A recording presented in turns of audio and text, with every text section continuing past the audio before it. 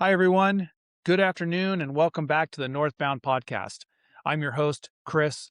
Glad you're here. Today, we are talking about leadership when plans break, and we're specifically going into a story on D-Day and some of the incredible decisions that were made by a very, very good leader and bold leader. And so I'm going to share that story. The whole point of these action studies is to build off of one of the audio podcasts that I've already done. So the last one I did was Start Here. Podcast episode just builds on that. It's a video, as you can see, because you're watching. But it's basically to take that audio podcast, go maybe a little deeper or not so much deeper, but just to provide practical action steps that we can take as leaders to be better. So we're going to listen and internalize, and then we're going to take that and put it to action. So this action study is titled Start Here. It's about leadership when plans break. And let me go ahead and advance this to the next slide here, and that we're going to go over main points, traits of decisive leaders, some key takeaways, and then talk about that right path, the action that we should take as leaders. So let's start the war from right here. That was what on D-Day, June 6th, that was what General Theodore Roosevelt Jr. stated. And why did he state that? Well, he was on the first wave of troops to land at Utah Beach that morning. And General Roosevelt was older than most of the men. He was 56 years old. He walked with a cane. He had some heart conditions and severe arthritis. And so he should, for all intents and purposes, he should never have been landing on the beach that morning.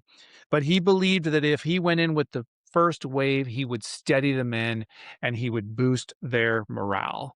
And he was told he couldn't do it, and then he kind of fought back. He said, no, I really believe that I need to do this and I should do this. And so he was finally allowed to do it. And he is quoted as saying, I would love to do it. So it's pretty cool. So he landed that morning with the rest of the troops. And when they landed at the wrong spot and we're going to talk about that here a couple slides later, but they landed at the wrong place. And the response from General Roosevelt was, we'll start the war from right here. And that is incredible leadership. And that's what I highlighted on the audio podcast just a few days ago. Now we're going to go into just a little bit more, highlight some of those same things we talked about on the audio podcast. We're going to highlight them here. We're going to learn about some decisive leadership traits and just talk about them a little bit and see some pictures and go into a little bit about where they landed versus where they were supposed to land and why it mattered. So, decisive leaders make bold, timely decisions, and bold, timely decisions create opportunity. When you are indecisive and you can't decide, you will lose opportunity. You're going to miss specific key times where you could have gotten something accomplished or accomplished something is a better way of saying it. And so bold, timely decisions open that up. It opens up your time to make even more decisions and to get more done and to be leaders. So just continuing in that same kind of idea and thread there is that indecision ultimately just creates vulnerability. If you can't make a decision, you're opening yourself up to bad outcomes. And so we want to make bold, timely decisions. And when things go wrong, see, we're going to talk about this with the troops that landed on Utah Beach, but they were off course. Their plan was broken. And they could have waited. They could have hesitated. They did not. They pressed forward. But one thing to remember is that when they pressed forward, they had prepared enough to know where they were and where they were pressing forward to. And that is really, really key because you're not going to just rise to the occasion. They did. They rose to the occasion. They said, here, we're going to start the war from right here. Awesome. But you're also going to fall in some cases to the level of your preparation. So when everything falls apart, when the plan goes wrong, if you didn't prepare, you're going to fall farther. And so we want to prepare. It's so important that we lead teams that are prepared, because then when the plans do break, when you're not exactly where you were supposed to be, you're only falling down to how much you've prepared. So in this case, these guys had done it right. They had prepared all the different landing zones. They knew the differences between them. They knew what they were going to do if they were off course. They knew that. So because they had done their due diligence, then when they did land at the wrong place, the general knows, we'll start the war from right here. We've already planned. We know where we're going. No big deal, right? That is so important, and it's great leadership both before they ever got to that point and then after. And we're going to talk about what happened when they went ahead and moved forward. So this one is could be a little controversial, and that is that leadership can be emotional, but our response should be decisive. What I am not saying here is that emotions are not part of leadership. They are. In fact, all of us are emotional human beings, and we lead with some amount of emotion. But we have to also be decisive in our decision making. It doesn't mean that we don't take emotions into account, both our own and other people's.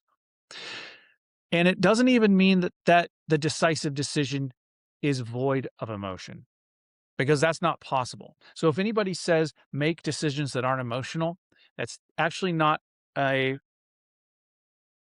it's not possible, because we make all decisions and everything has some amount of emotion to it.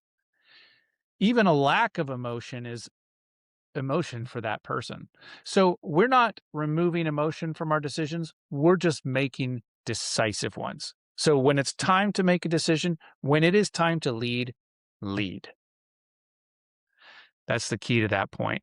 So here's just a little overview of, we are talking today about Utah Beach. This is where General Roosevelt landed with the troops on D-Day, June 6th, 1944. And these are the other beaches. There was Sword, Juneau, Gold, Omaha, and they landed at Utah. So I'm just giving you that visual and the map so you can see, and we're going to go more into that here. So Tare Green was one of the proposed landing sites on Utah Beach, as you can see by that. Uncle Red was the planned landing zone. That was where they were going to land. And you can see here, those are the secured, that was the enemy or the Germans' defenses. And those defenses there were very, very robust inside that red circle, as you can see. And so landing at Uncle Red, which was the planned landing zone, was going to be rough. And in fact, it was going to be a pretty tough spot to land with a lot of defenses. However, that was where we believed was the best, per the intel, it was the best place to land in order to go inland. And we were just going to take the enemy by surprise and advance right there and take out those defenses right off the bat. Okay. But what happened was we actually landed at another landing zone that was planned, or had been mission planned, right? But we did not plan to land there. But we ended up landing at the Victor Zone. And the reason why is because there were currents that brought all the landing craft farther south, about a mile. And so that became the actual landing site for the troops that morning on Utah Beach. And as you can see by this second red circle here, is that there were some defenses south of where they landed. But what happened when they landed at the wrong spot? Even though it was not up to plan, it turned out to be a great thing, because the defenses were very light there. And also, the enemy actually did have some intel of where they thought we might land, and they were not planning on us landing where we did. And so we actually took them by surprise, and they weren't ready to kind of change their tactics, if you will. And so we came on fairly easy compared to what we probably would have expected with Uncle Red. Now we can get into all the details, or we could go down the road of, well, why didn't they just plan on Victor to begin with? I don't know all that. If you do a lot of research and reading, you can learn some of that, but I'm not going to go into that today.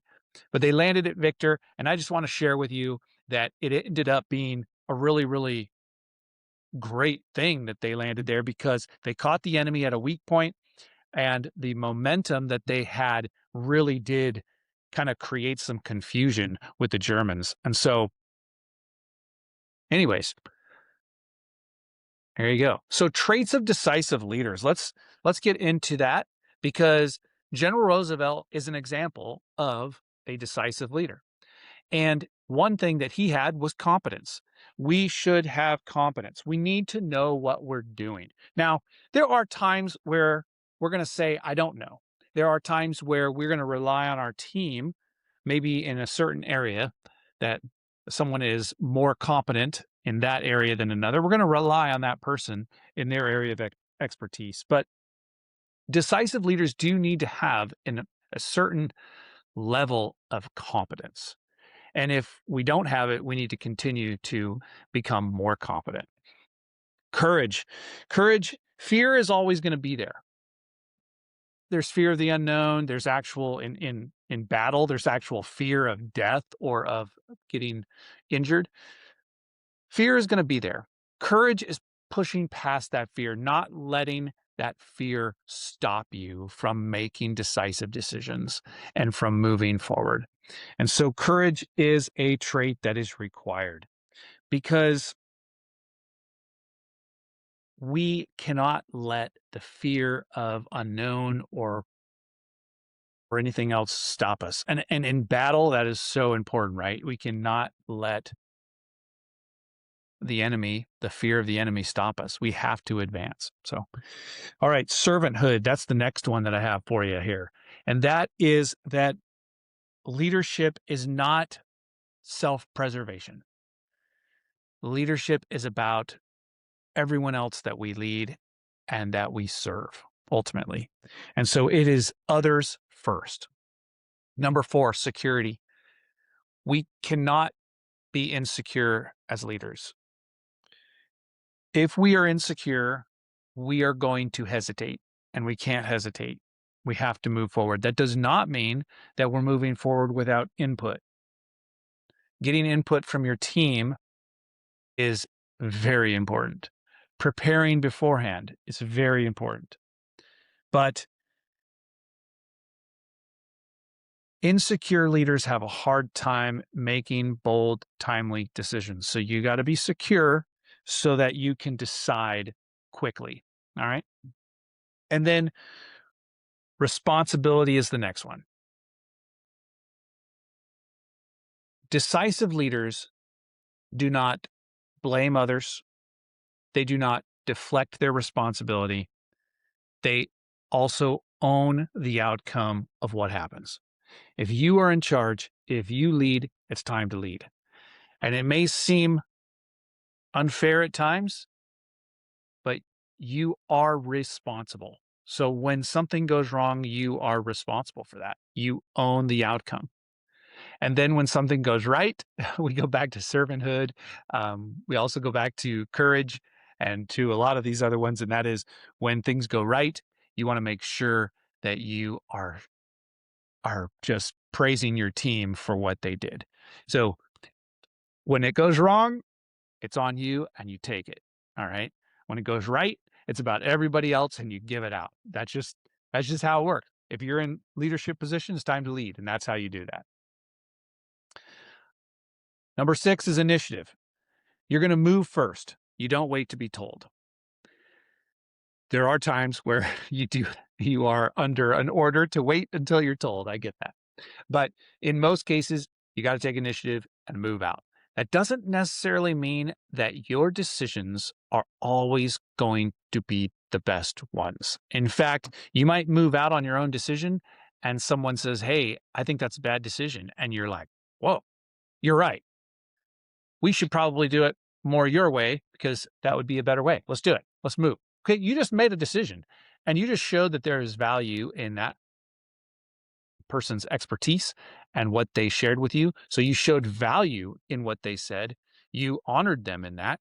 And then you also made a courageous decision to move forward based off of their input and their feedback. So, initiative and character is the next one.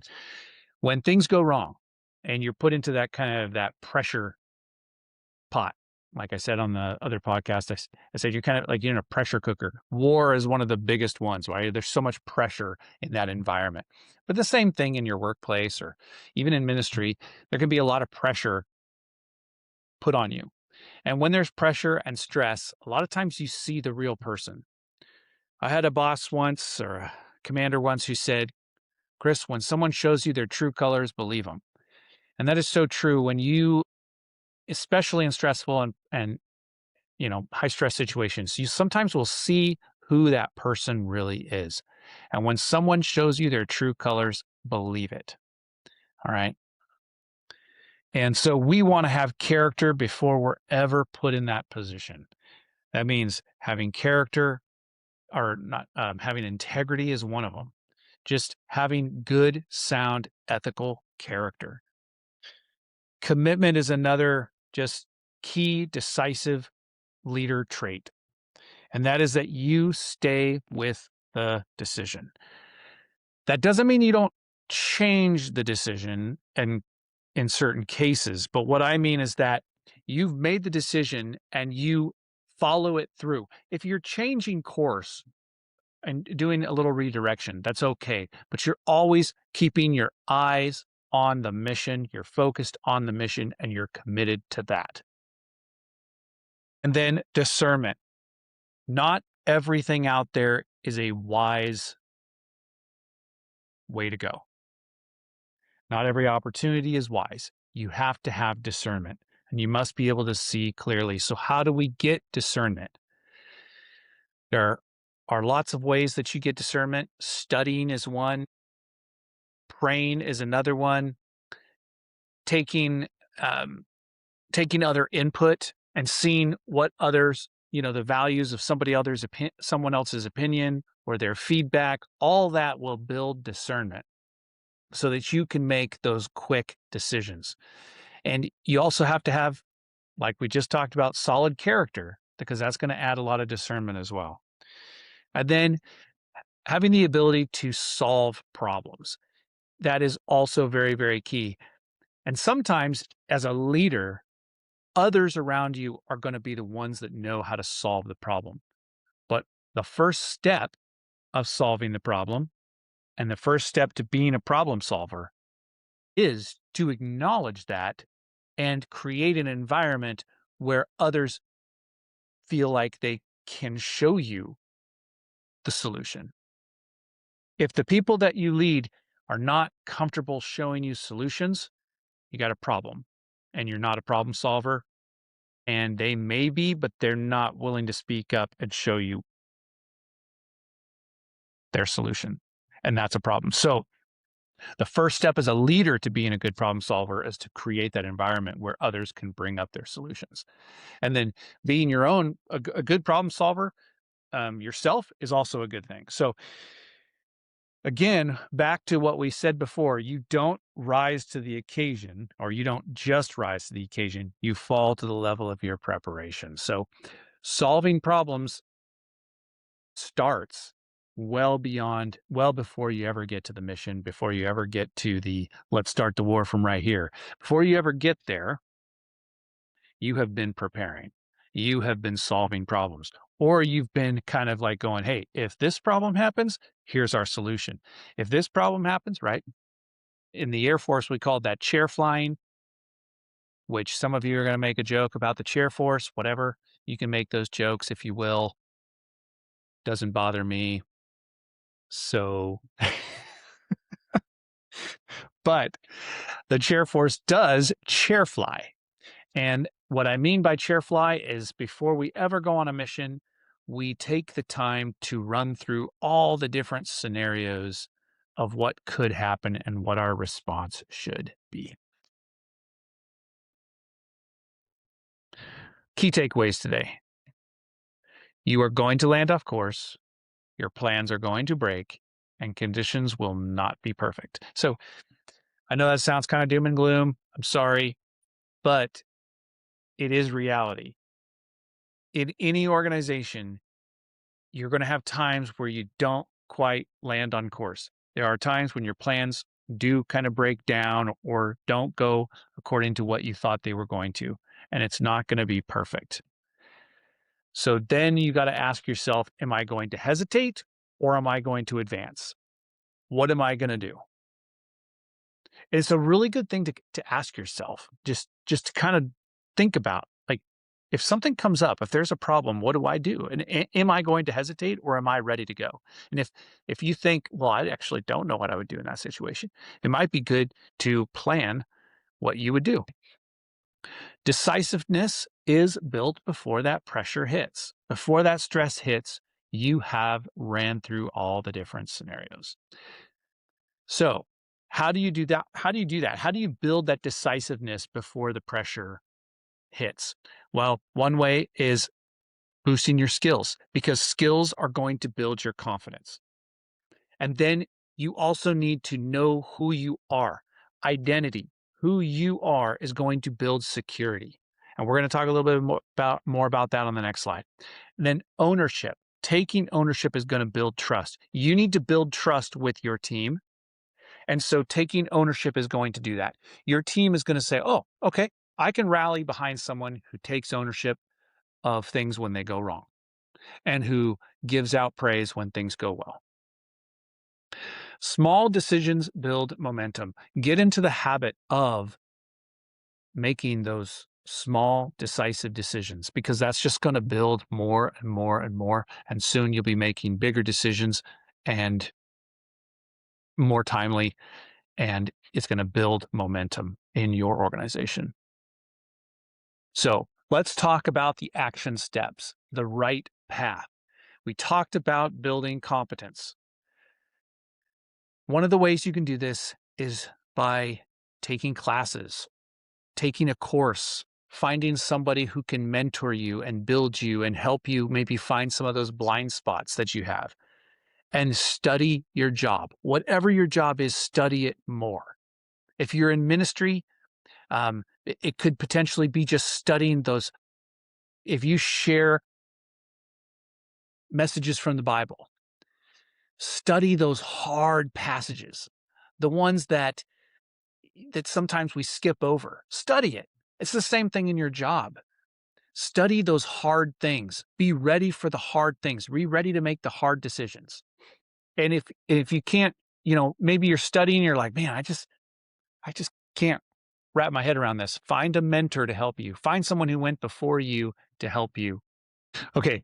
Know your identity. We talked about this too before. Know who you are and who God made you to be. You're going to do that through reflection. You're going to do that through prayer. You're going to do that through learning who you serve, learning more about Him and who you serve, and then journaling your values. And then one of the most important ones here that I have is listing your responsibilities. And I said this on the other podcast, and that is to write down literally write them down. Family members, who am I responsible for? Team members, who am I responsible for? And as you write them down, think about how you are taking care of them. Are you meeting their needs? Are you communicating how valuable they are to the team? Your clients. Most businesses do a pretty good job of knowing who their clients are. And why do they do a good job of knowing who their clients are? Because the clients bring in the money, right? But man, we cannot forget about the employees. We can't forget about our family that is at home. And we also can't forget about our leadership. It is lonely in leadership. And oftentimes, your leadership, we all have leadership, even if you're a big, highfalutin CEO, you still have leadership. There's somebody above you, and they may need a little encouragement. and you are responsible for them. I know that seems a little backwards, but you are. We're responsible for each other. And someday we will answer to God on how we treated each other. And I haven't treated everybody perfectly, and I will answer for that. Same as you. And so we need to do a better job collectively of knowing who we serve and then serving them to the absolute best that we can. We also need to practice fast decisions. We need to train ourselves and track it. And so we need to assess the situation. We're going to decide what we're going to do. We're going to act upon it. And then we're going to record how long it took us. I know this seems kind of silly. And you're like, maybe you're like, I'm not going to do this. I would encourage you to maybe just think about doing this. So just think about it. Maybe you're not writing it down. If you want to write it down, that's great. But when it's time to make a decision, take a mental note of how you assessed the situation and what you decided to do. And then does it stop there? Or maybe it stopped, maybe you didn't even assess it. Where did it stop? I want you to assess and then not stop there. Then I want you to decide, what is it that I'm going to do? And then after you decide what it is you're going to do, then act upon that. Do it. Don't just decide and let it sit. Do it. And then look and see, okay, hey, did that take me 3 days? Did it take me an hour? What did it take? And it's going to depend for each. Some decisions are going to take time. Some decisions are going to take input from other team members. Once you get the input, once you make the decision, you act upon it. How long did it take you? And then when you make that same decision the next time, how long did it take you that time? Okay. This is going to lead to strengthening your courage daily. But there are other ways to strengthen your courage daily. Hard conversations, setting boundaries, and saying yes when it costs. Man, sometimes it does cost you to say yes because it's hard. Creates more work for you. I don't know what it is, but sometimes saying yes does cost. So it's okay. It's going to strengthen you. It's going to build you up. And then as a leader, you need to own the outcome, admit mistakes, adjust quickly, and move forward. All right. That's it. That's the action study. And I want you to start from right here. Okay. Thanks everybody for tuning in to the Northbound podcast and listening and watching. And I encourage you to come be a part of the community where we can encourage each other even more. You can comment there on the videos and on the podcasts and on the weekly updates and uploads and stuff like that. Plus, you can just reach out to members in the community. It's a great way to network. And so I encourage you to go there. The link will be in the description of this video. And again, I am glad you joined me today. Thank you and go Northbound. See ya.